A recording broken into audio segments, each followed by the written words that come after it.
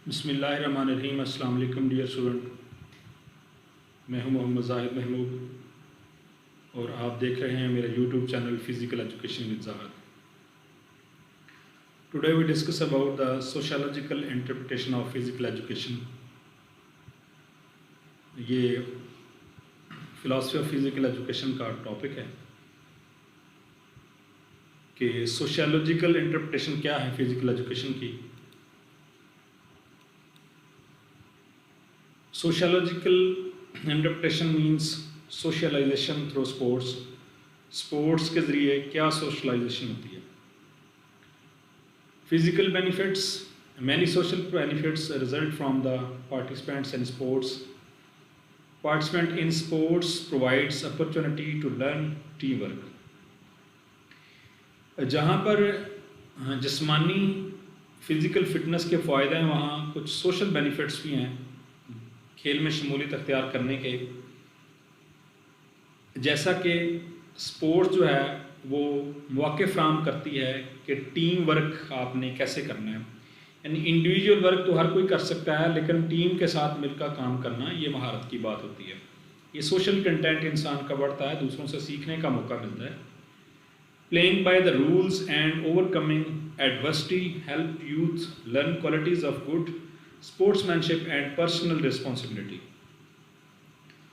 अब आप rules and regulation को फॉलो करते हैं और अपने मसाइल पे काबू पाते हैं, और इसी तरह जो आपको बहुत सारी क्वालिटीज़ हैं जो जैसा कि अच्छे स्पोर्ट्समैनशिप की जो क्वालिटीज़ हैं वो आपको सीखने को मिलती हैं। Time management and good organization must be developed to achieve both athletic and academic success. अब टाइम मैनेजमेंट है और ऑर्गेनाइजेशनल स्किल जो हैं ये दोनों आपके एकेडेमिया और एथलेटिक जो स्किल्स हैं उन दोनों में कामयाबी का सबब बनती है। यानी अगर आप टाइम मैनेजमेंट सीखते हैं या किसी भी इवेंट को ऑर्गेनाइज करने का ऑर्गेनाइजेशन स्किल्स आप जानते हैं, तो ये चीज़ें ना सिर्फ आपको खेल में बल्कि आपकी जनरल एजुकेशन में जो एकेडमिक कैरियर है आपका उसमें भी आपको सपोर्ट फ्राहम करती हैं ताकि आप कामयाबी की तरफ गामजन हो सकें। These benefits transfer to everyday situations, providing social skills that allow you to succeed in a real world। तो ये चीज़ें जो हैं, ये जो फ़ायद हैं, ये आपको ज़िंदगी के हर मौके पे आपको सोशल स्किल्स जो हैं वो फ़ायदा देती हैं और ये आपको आपकी हकीकी ज़िंदगी में कामयाबी की तरफ लेकर जाती हैं। Leadership quality. Every sports team has a leadership. Sometimes it is a coach, other times it is a veteran player. Either way, they are powerful guides able to motivate a group of people to perform beyond their current capabilities। तो हर जो sports है उसमें आपको leadership मिलेगी। जब मिसाल के तौर पर अगर कोई टीम इवेंट है, अगर आप कैप्टन हैं तो आप एज ए लीडर हैं, और अगर आपका कोई कोच है तो वो आपका लीडर है, या कोई रिनोल्ड प्लेयर है जाना पहचाना तो वो भी आपका लीडर हो सकता है। तो वहाँ पे आपको बहुत ही अच्छी पावरफुल गाइडलाइन मिलती है और मोटिवेशन मिलती है to a group of people to perform beyond their current capabilities, कि जिससे आप अपनी जो मौजूदा आपकी काबिलियत है, सलाहियत है, उसको बरूए कार लाते हुए एक ग्रुप वर्क में काम कर सकें।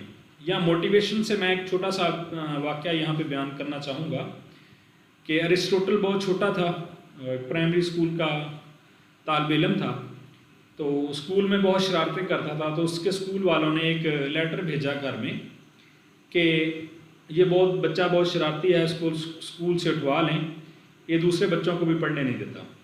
तो उसने वो लेटर लाकर अपनी माँ को दिया, उसने रख लिया। तो अरस्तु खुद बयान करता है कि मुझे नहीं पता था, लेकिन जब मैं बड़ा हो गया और एक मुफक्किर बन गया तो मेरी वालदा इस दुनिया से रुखसत हो गई, तो मैं उनका पुराना सामान देख रहा था, तो उसमें से देखा वो मुझे लेटर मिला। तो मैंने उस वक्त माँ से पूछा था कि ये क्या लेटर, तो उसने कहा कि ये तुम्हारा बच्चा बहुत पढ़ता है। तो मैं दिल लगा के पढ़ना शुरू कर दिया और पढ़ता रहा, यहाँ तक एक मुफक्किर बन गया। और उसने कहा कि माँ के एक लफ्ज़ ने मुझ निकम्मे और नालायक शरारती शख्स को एक मुफक्किर बना दिया।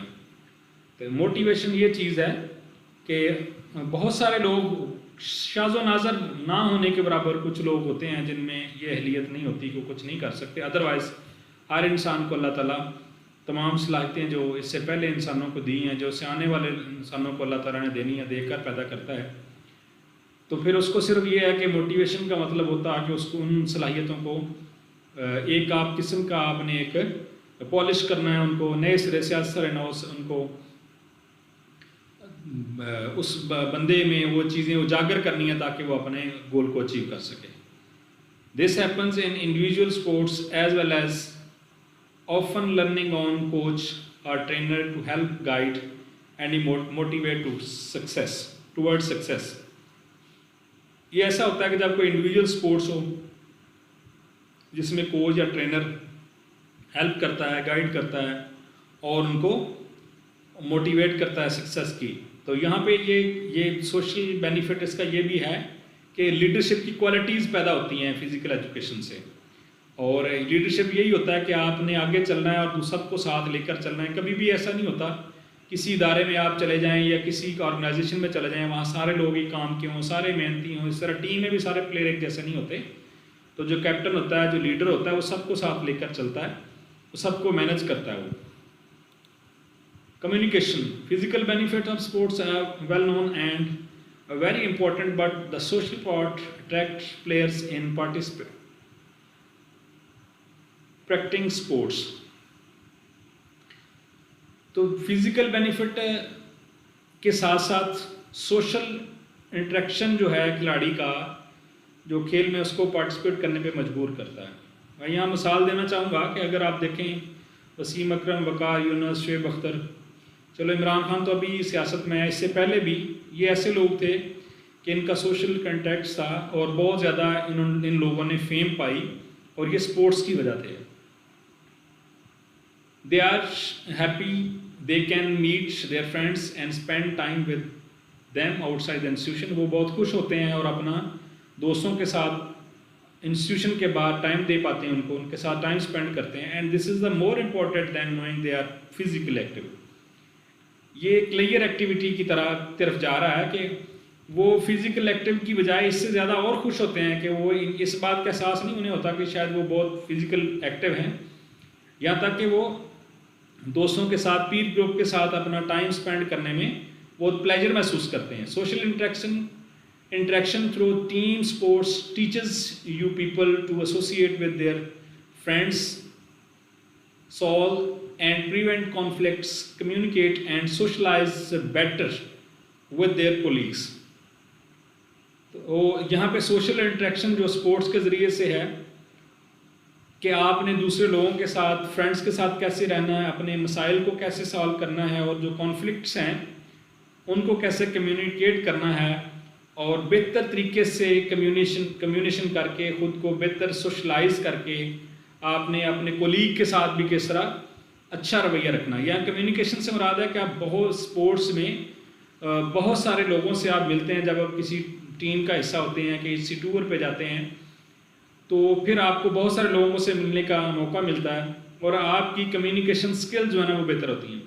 अब कम्युनिकेशन स्किल से मुराद यह है कि आप अपनी बात सुना सकते हैं और दूसरे की सुन सकते हैं, दूसरे की समझ सकते हैं। कम्युनिकेशन स्किल सिर्फ ये नहीं है कि आप बहुत अच्छे स्पीकर हैं, कम्युनिकेशन स्किल ये भी है कि आप बहुत अच्छे लिसनर हैं। तो जब आप किसी की बात सुन सकते हैं, समझ सकते हैं और अपनी बात दूसरे को समझा सकते हैं, तो इट मीन्स कि आप अपना कोई भी इशू, कोई भी प्रॉब्लम, कोई भी चीज़ आप एड्रेस कर सकते हैं, उसको कम्युनिकेट कर सकते हैं, दूसरों तक अपनी आवाज़ पहुंचा सकते हैं। And the last on the mutual understanding, one of two skills being developed through the sports.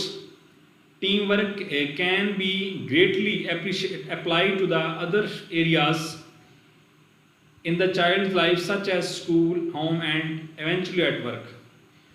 जहाँ पे दूसरी स्किल्स हैं डेवलप होती हैं उनके साथ साथ स्पोर्ट्स में टीम वर्क, और जो कि उनकी बच्चों की लाइफ के ऊपर, स्कूल में, होम में और यहाँ तक के जहाँ कहीं भी वो वर्क करते हैं उन पे वो अप्लाइड होती है।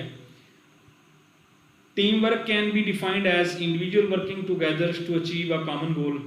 टीम वर्क से मुराद ये है कि आप अकेले काम नहीं कर रहे बल्कि इकट्ठे काम कर रहे हैं किसी एक कॉमन गोल के लिए। कॉमन गोल से मुराद ये है कि अगर आप हॉकी की टीम का हिस्सा हैं तो आप सिर्फ ज़ाती अपनी हैसियत में नहीं है कि आपने गोल करना है। ऐसा भी होता है कि जो बैक साइड के खिलाड़ी होते हैं वो तो अगले कोर्ट तक जाते ही नहीं हैं, तो वो पास देते हैं दूसरे खिलाड़ी को और आगे वो दूसरे को, फिर ऐसे इस तरह करके सिलसिला करके टीम इवेंट्स के तौर पर वो कामयाबी लेते हैं। मैं ये मिसाल देना चाहूँगा कि कोई एक खिलाड़ी अपनी साइड से दूसरे के कोर्ट तक बॉल ले जाए और कहे मैं अकेला गोल कर लूँगा, का वो हॉकी हो फुटबॉल हो, तो ये पॉसिबल नहीं है। और टीम इवेंट्स में हमेशा सब लोग मिलकर काम करते हैं। अगर क्रिकेट में आपने 100 स्कोर किया और एक खिलाड़ी जो एंड पे गया उसने एक बॉल पे 6 स्कोर किया तो आपके 100 की बहुत अहमियत है, लेकिन यह कि आपका अकेला 100 नहीं जीत सकता था अगर एंड पे वो 6 स्कोर ना करता। यानी एक स्कोर की भी उतनी अहमियत है जितनी 100 की है। 100 ज़्यादा है, लेकिन यहाँ हम टीम वर्क की बात कर रहे हैं तो फिर हर खिलाड़ी की हर जो कोशिश काविश है वो कॉमन मकसद के लिए वो सब की होना ज़रूरी है। कोई एक खिलाड़ी टीम इवेंट में अगर एक खिलाड़ी उसको लीड करके कामयाबी की तरफ तो ले जा सकता है, लेकिन कामयाबी यकीनी नहीं हो सकती, वो टीम वर्क के बगैर नहीं है। तो यहाँ म्यूचुअल अंडरस्टैंडिंग से मुराद यही है कि जब बहुत सारे लोग आपस में इकट्ठे खेलते हैं तो फिर उनके दरमियान अंडरस्टैंडिंग डेवलप होती है। वो इशारे कनायों में और बाकी बहुत सारी चीज़ें होती हैं खेल में, जिससे वो एक दूसरे को स्टैंड कर पाते हैं, समझ सकते हैं और फिर उनके साथ वो अपना जो भी टीम इवेंट है उसको पूरा करते हैं। तो ये था आज का टॉपिक। इंशाल्लाह नेक्स्ट किसी और टॉपिक के साथ आपकी खिदमत में हाजिर होऊंगा। तब तक के लिए अल्लाह हाफिज़।